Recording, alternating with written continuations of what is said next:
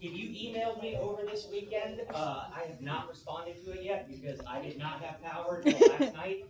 So I will be checking them throughout the day, so I will get back to you if you email me. Thank God he didn't have internet, because I didn't have internet either.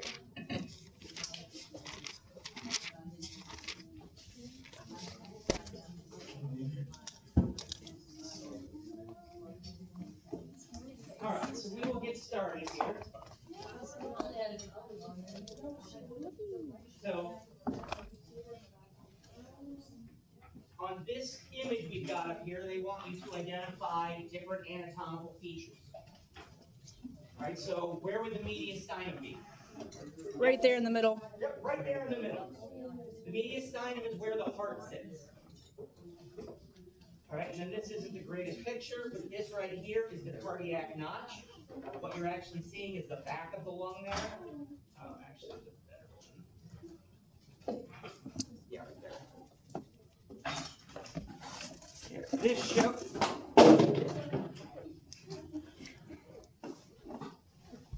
this shows the cardiac notch better. You can see that there's literally a little cutout in the left lung, and that's where the apex of the heart basically sits. Is it not bilateral if they're on the left and the right, the same thing? Or is it No, the cardiac notch is just on the left. okay. Right, and that's just because, again, it's just to make room for the apex of the heart.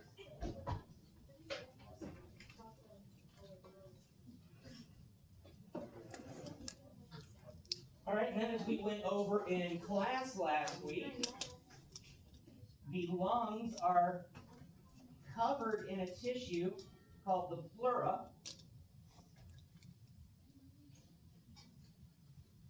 And the pleura kind of folds over on itself, so we have two sides to the pleura. All right, the part here that is directly in contact with the lungs, that is called the visceral pleura.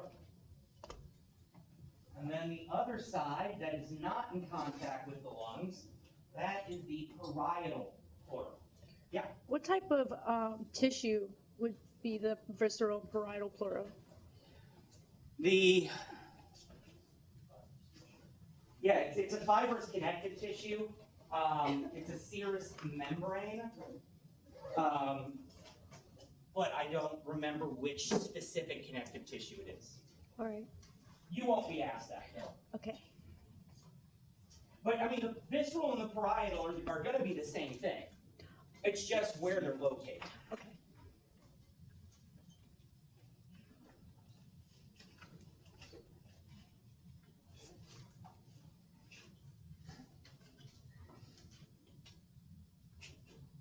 All right, and then see number 4 there, label the pleural cavities. I don't even know what they mean by that.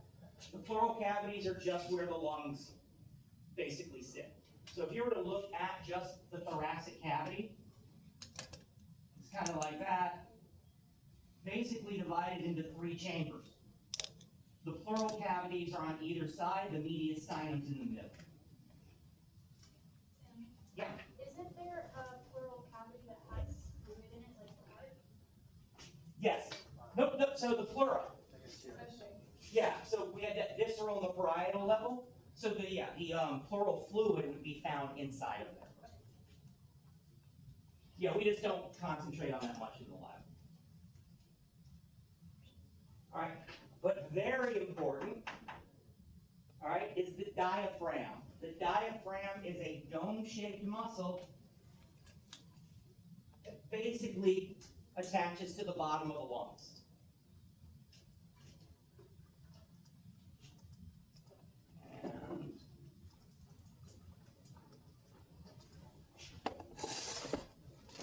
So essentially, if we were looking at this model of the lungs here, this would be the diaphragm.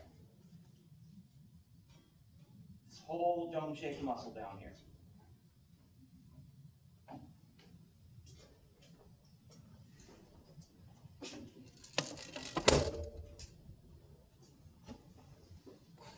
The diaphragm is the main muscle of respiration. We have two other muscles we'll talk about in a minute, but without the diaphragm, we cannot survive.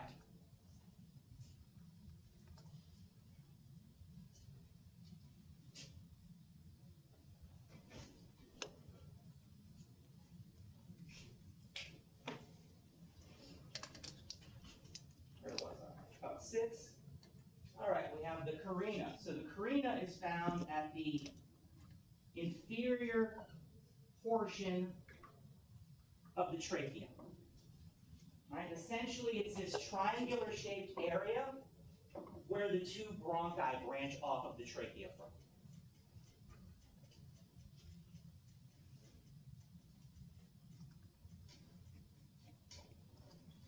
All right, and then as we talked about, the lungs are divided into lobes.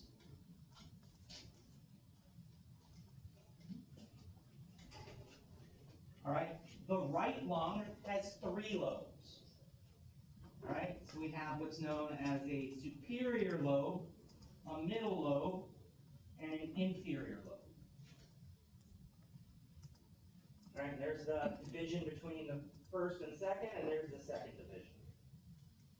All right, on the left lung, we only have 2 lobes. So we have a superior and we have an inferior.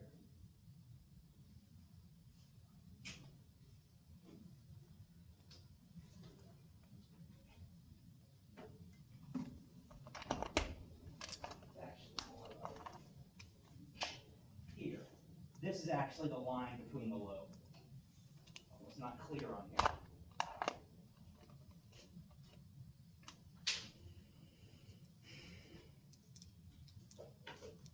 All right, and then we have the apex. The apex are at the superior portion of the lung where it forms a little point.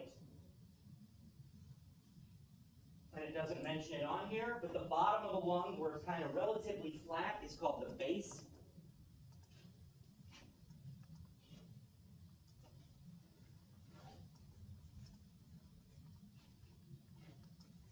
All right, and then we have a hilus, or a hilum. All right, a hilum is not unique to the lungs. Most organs have a hilum. Right? The hilum is just the location where things exit and enter an organ.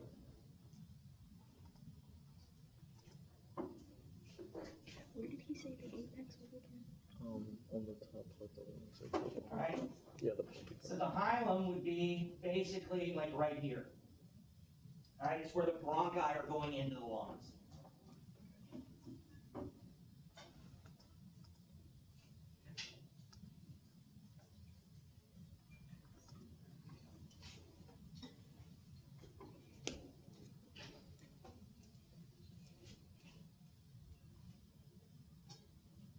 And then we're not going to bother.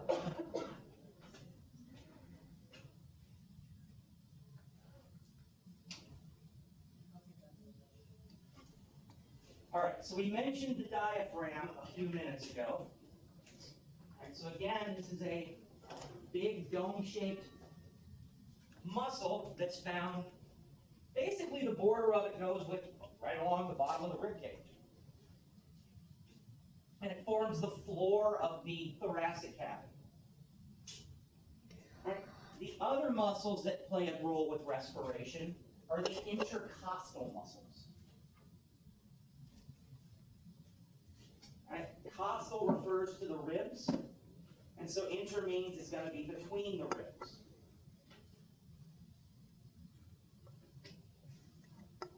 All right, and then we have 2 layers of these muscles. We have an external layer, which is an outer layer, and then deep to that we have an internal intercostal.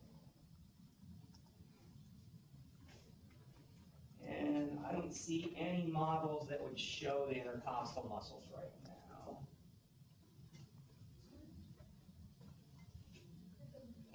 No, that would, because we don't, yeah, I guess. Not to where you can really see anything. Yeah, technically those are the intercostals, but That one? not really, no. No, we have one that shows all the ribs, but it's probably in one of the other Is classrooms. it in the PowerPoint? Like of the labeled max models? Probably. go look though. But you're not likely to get a question asking you to identify those. Not likely.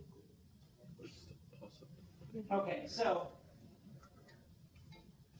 basically what the diaphragm and the intercostal muscles do is they change the size of the thoracic cavity. All right, and by changing the size of the thoracic cavity, we can adjust the pressure found within the thoracic cavity. All right, and that's important because for respiration to occur, we rely on what's called a pressure gradient.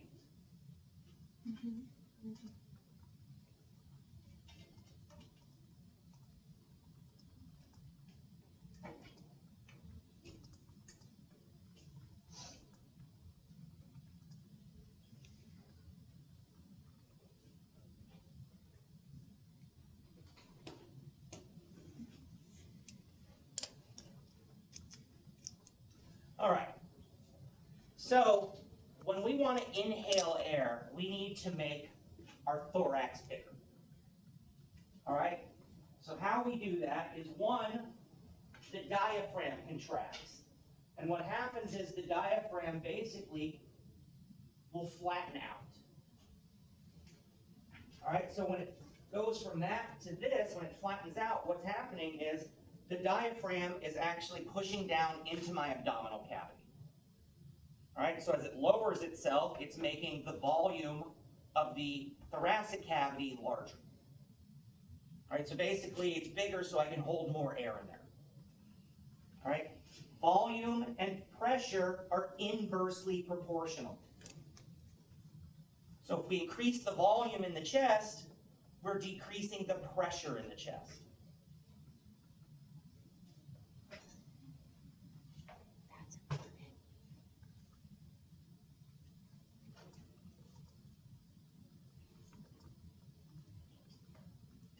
Right. Our intercostal muscles also play a smaller role in this.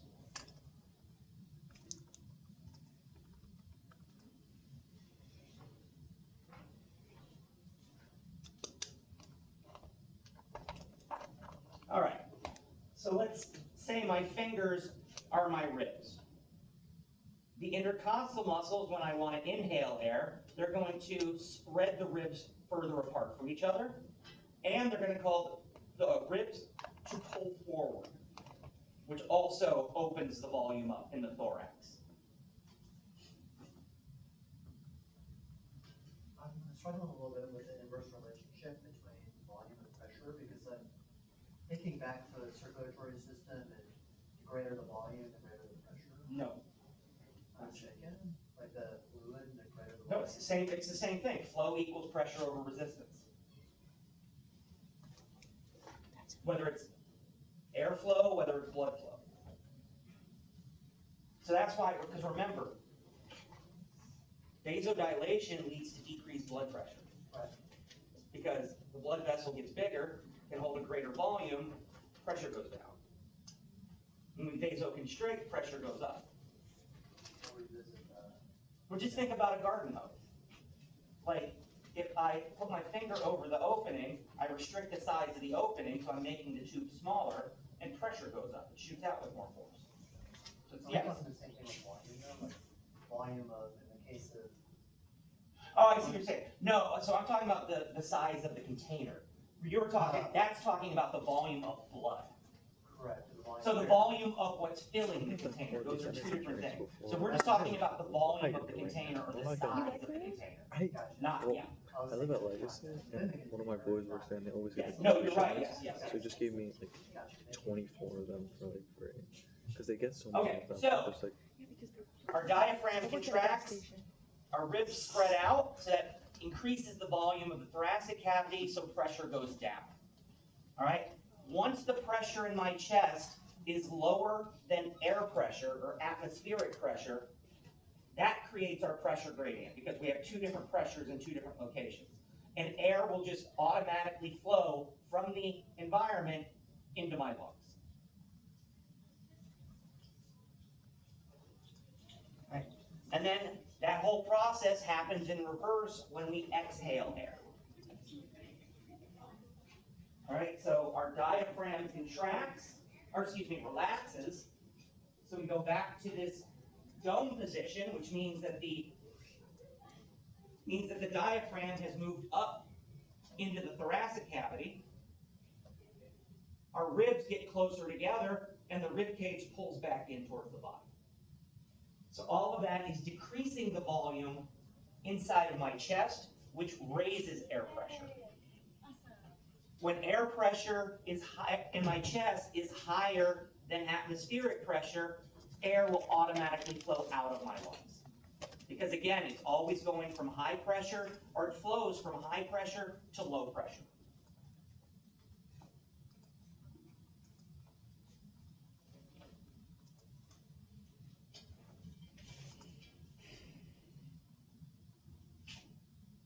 All right, and basically, this is a model which simulates our lungs, basically our respiratory system. You do need to be able to identify what each piece represents. So the big clear covering on the outside, that represents just the thorax, or you could even call it the ribs. But this is just the thoracic cavity. All right, the two balloons represent the lungs. You can't really see it, but there's a tube, there's an opening right in the middle of the stopper, and there's a tube running inside. That would be the trachea. And then the trachea splits off into two branches, which would represent the bronchi, and the balloons are attached to those bronchi. All right, and then on the bottom, this little black piece of latex or whatever it is, this represents the diaphragm. All right, so this might be hard to see. So this would represent an exhalation. All right, I'm going to push the diaphragm up into the thoracic cavity like it would be relaxed there. So if you watch as I push up on the diaphragm, you should see the balloon start to shrivel as air leaves out. And then when I let go, it fills back up with air. This is like the worst model. Except for that one. That one's completely broken. So now there's another model where it works better and you can actually see it display much more effectively. But this one's a little tight. Oh, there we go. So you can see it. The air flows out and then comes back in. And then flows out. Oh, it helped I didn't cover that. Flows out and then it comes back in.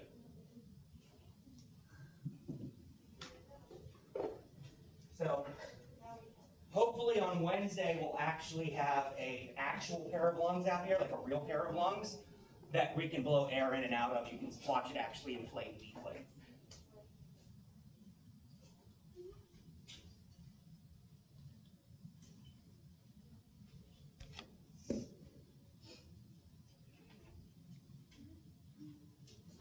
All right, and again, we've already covered this, so these are just the different parts of the respiratory system. So this would be the larynx here, trachea, then we get the primary bronchi. All right, then when the bronchi start to split,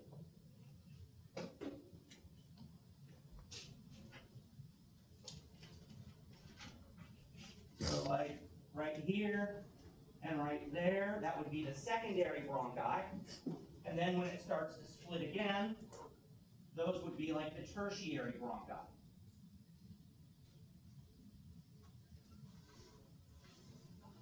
Tim, is that pink thing right there the epiglottis, where the between the larynx and the trachea?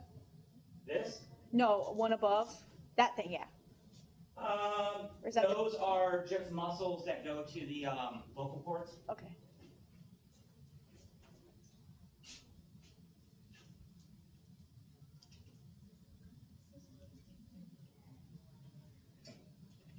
Oh no.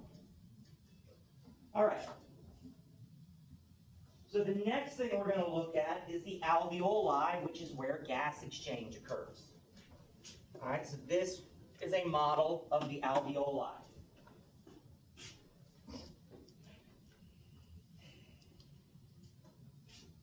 All right, so each one of these little spheres is an alveoli. All right, but the alveoli are often are always arranged together in kind of these clusters. And so we call this big ball of alveoli an alveolar sac.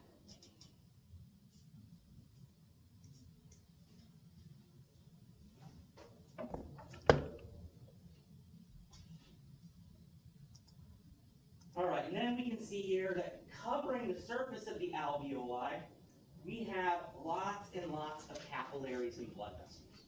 All right, we need that blood flow because, again, this is where gas exchange is occurring. We're taking oxygen out of the air and putting it into the bloodstream. We're taking carbon dioxide out of the blood and blowing it out of our body.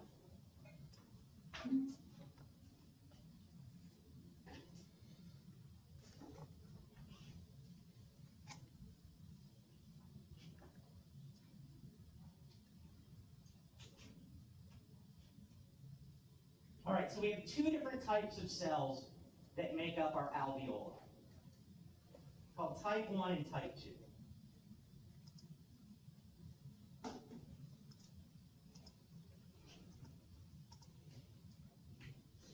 All right, our type 1 cells are made of simple squamous epithelium.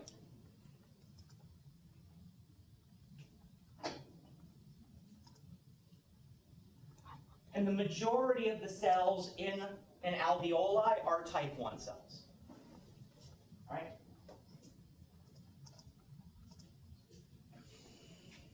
This is where our gas exchange occurs.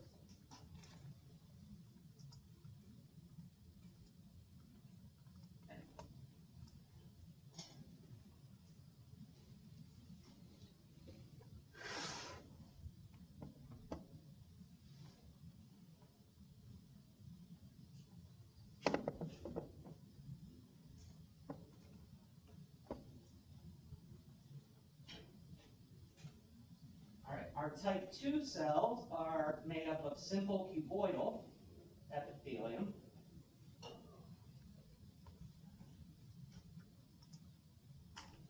And we don't have a lot of type 2 cells, but they produce something which is critical for life, and that is pulmonary surfactant.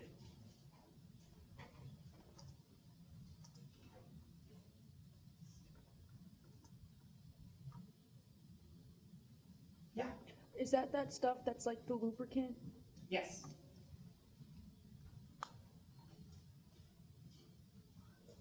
I am so hungry. I'm sorry if you can hear my tummy.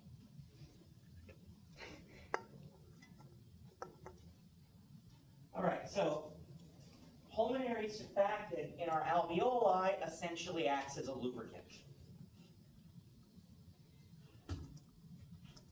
All right, so I've mentioned before, think of the alveoli like a balloon. All right, when we breathe air in, the balloon inflates, or the alveoli inflates.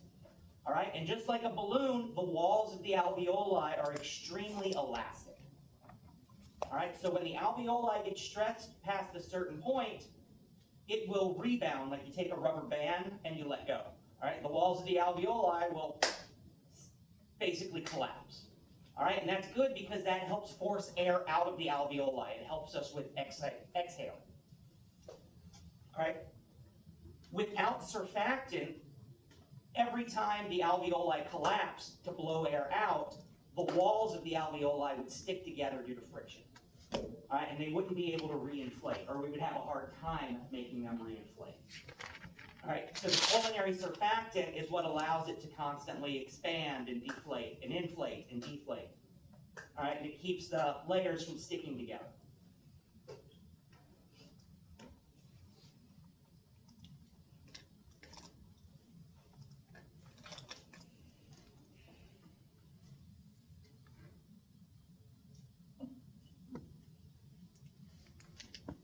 All right, and then something else we find inside the alveoli is we have macrophages in there. All right, macrophages are phagocytic cells, and basically any debris from the air that makes it down into our lungs, the macrophages go in and they can kind of consume it and get rid of it.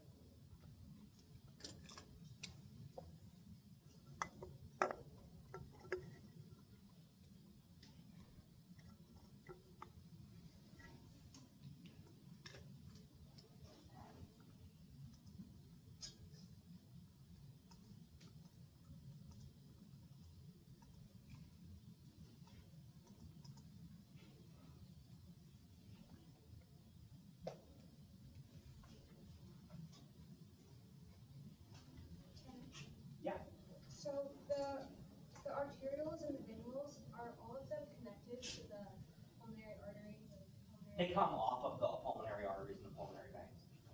So do they also supply the lungs with nutrients, like the walls of the lung? What supplies that? No, there are other arteries that go to that. There's like, this is just getting blood for the oxygen for the red blood cells. Also, no, That's a good question. all right, so where gas exchange occurs is where the alveoli interact with our capillaries. All right, that is called the respiratory membrane.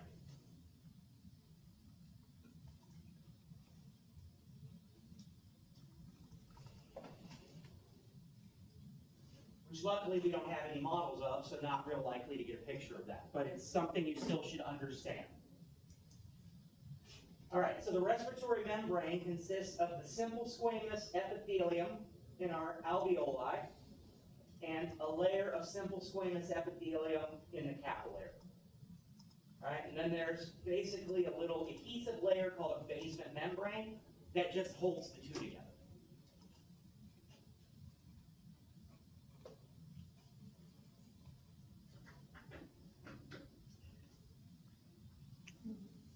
Squamous in the alveoli and squamous in the capillary. And speaking And then of there's a the basement. pulmonary artery and veins. Basement membrane. All right, so there's not a whole lot of questions they could ask you about on this model. All right, they could put a sticker on one of these, you would say it's an alveoli. This would be like the respiratory bronchiole, bringing air in. All right, but a question that you could get asked that is missed a lot are to name these. Is this the pulmonary artery or vein? Yes, this is the pulmonary artery, or it's a branch of the pulmonary artery. All right, that's why it is blue. It's coming from the heart to deliver blood to the lungs to pick up oxygen, and so it's going away from the heart, so it's an artery, but it doesn't have oxygen yet, so we see it as blue instead of red. All right, the red one is going to be your pulmonary vein. It's collected oxygen, and it's heading back to the heart.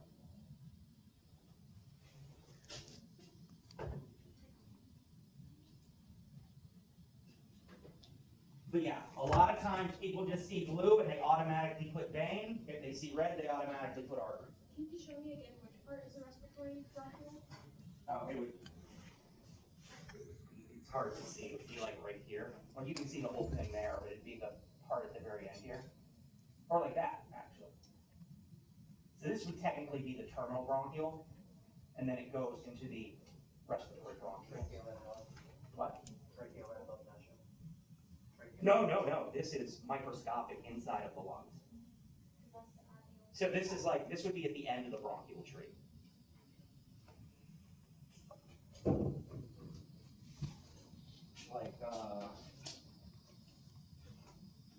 Yeah, so like the trachea would be here, what we're looking at, like you can't even see it at the end of the tertiary bronchiole.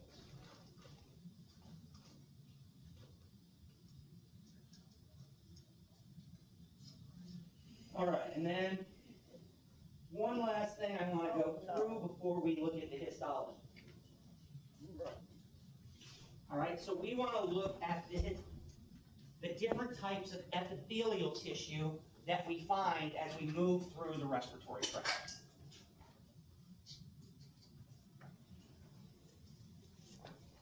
All right, so basically a little bit at the nose and in the mouth.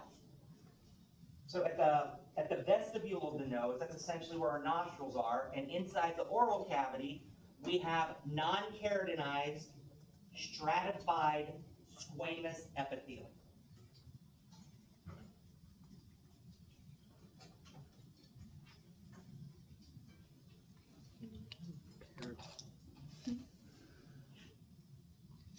Can you repeat that one more time? Non-keratinized, stratified squamous epithelium in the vestibule of the nose and in the oral cavity.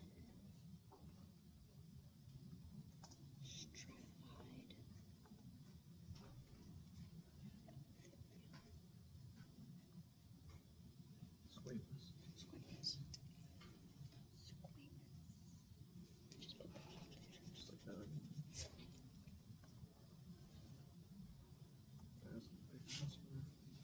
Alright, then in the nasal cavity, we switch to pseudostratified columnar epithelium. And that's what's going to be found in most of the digestive tract. Or respiratory, sorry.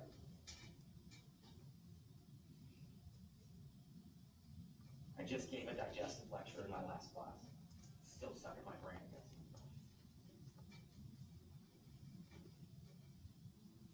All right, so the pseudostratified columnar is going to go from the nasal cavity all the way down through the bronchi. So the bronchi are the last place we see pseudostratified.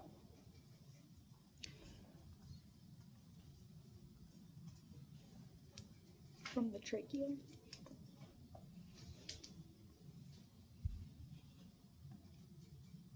All right, as we switch from the bronchi into the bronchioles, we get a change of epithelium. It becomes simple cuboidal epithelium. And then when we go into the alveoli, we have simple squamous epithelium.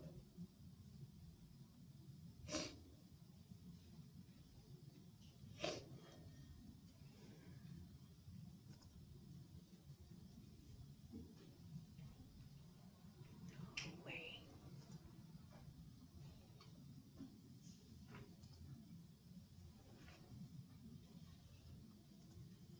What was the one after? All right, and then we're going to finish up going through some histology. Alveoles to alveoli, and then it's simple squamous, I believe. All right, so the first one we're going to look up is, or you need to be able to identify, is pseudostratified columnar epithelium. I love that one. All right, so the first thing we want to look for is you want to identify your cell type. Right? So these are all very tall, very thin cells. So we know this is a type of columnar epithelium.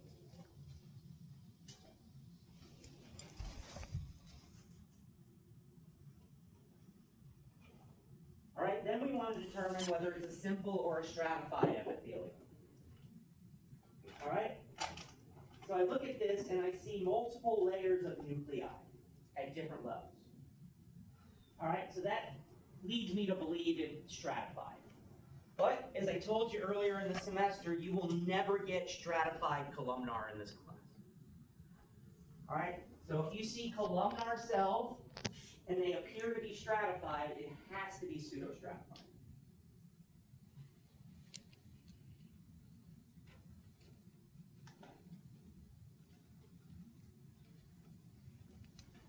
Right, other features associated with the cell.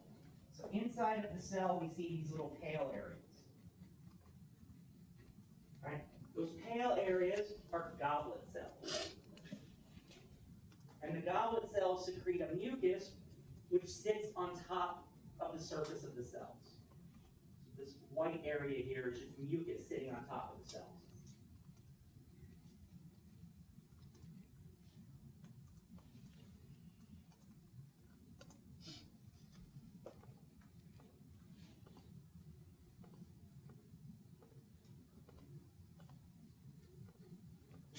All right, the other feature you can't really see very well on here, so let me pull up another picture.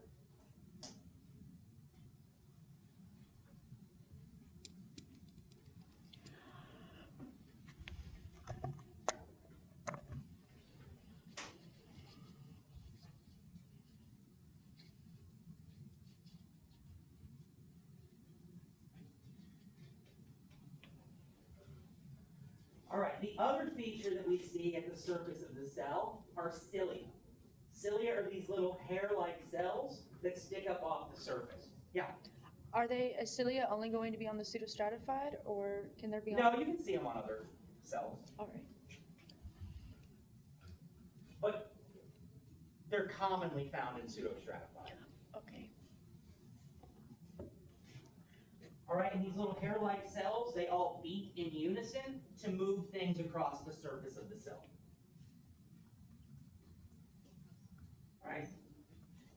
Does the cilia beat in unison? The cilia beat in unison? Mm-hmm. Okay. Like a big wave to push everything.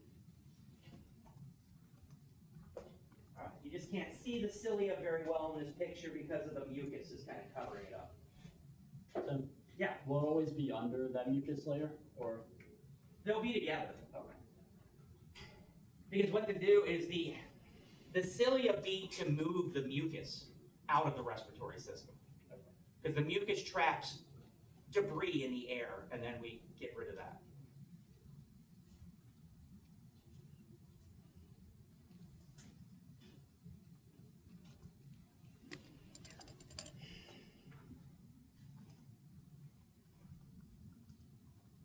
All right, the second slide you need to be able to identify is hyaline cartilage.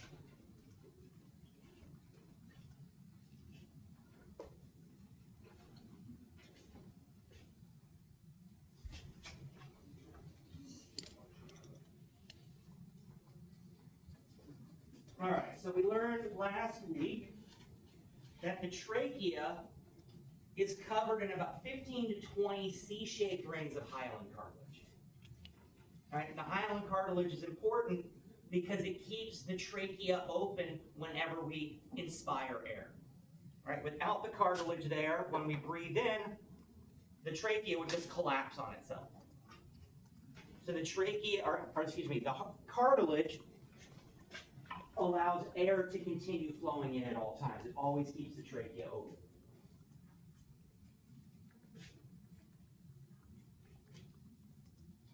All right, so when we're looking at cartilage, one of the key things that we're going to see are these big white spaces. These are called lacuna. That's what they are. They're little pits inside the cartilage. All right, and each lacuna is filled with a cell called a chondrocyte. You don't need to know that name.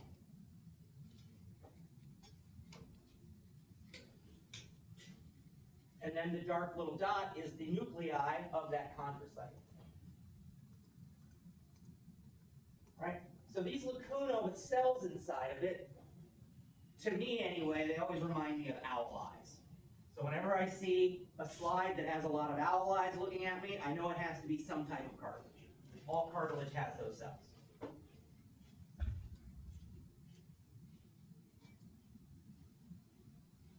All right, and so that's the cell component. Everything else, basically this diffuse purple color surrounding the cells, that's your extracellular matrix.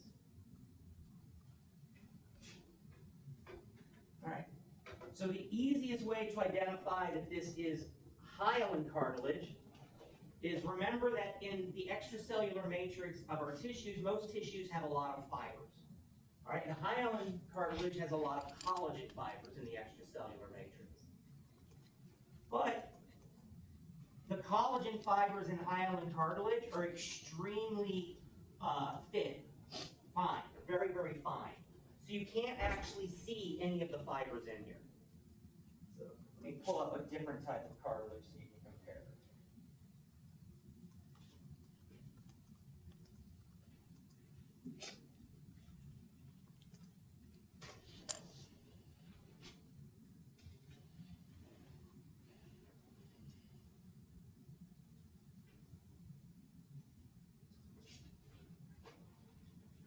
All right, so all of these thin black lines, those are fibers running in the extracellular matrix of elastic cartilage.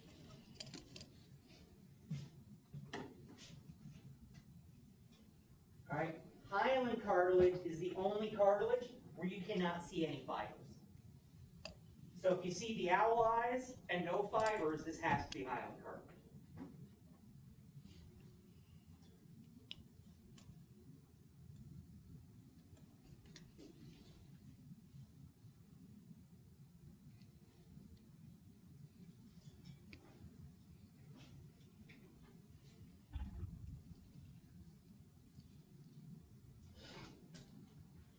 All right, and then the last thing we need to be able to identify is the simple squamous epithelium found in the alveoli.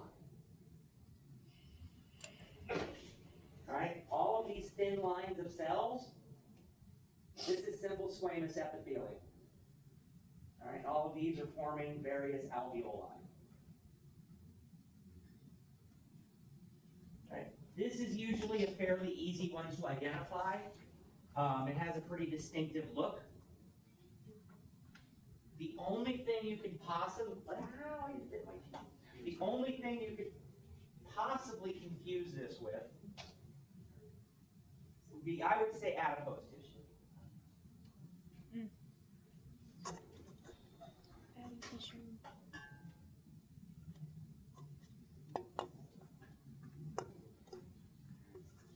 So the big difference between these two is look to the outside of these cells. All right, this is all one adipocyte, one cell. And so this is just the plasma membrane of the cell. All right, but when we look at our alveoli, you can see all of these little dark dots all next to each other. That's because each one of these is a single squamous cell, and that's the nucleus for that cell. You won't see nuclei in the plasma membrane of an adipose tissue. All right? So if you see a lot of individual nuclei, this has to be simple squamous epithelium. All the white areas, that's one single alveoli, just like a section. Well, it's hard to tell because it just depends on where they cut through it. But yeah, this would be like one alveoli. But you're not going to see them all connected because again, it just depends on what angle they take when they cut through it. So, but yeah, everything on here is alveoli except for this. This is a cross section of a bronchus. They got included, but everything else on here is alveoli. So that's why it's like thicker around it? I'm sorry? That's why it's like thicker around it? Yeah. Yeah, it's just a bigger, thicker tissue.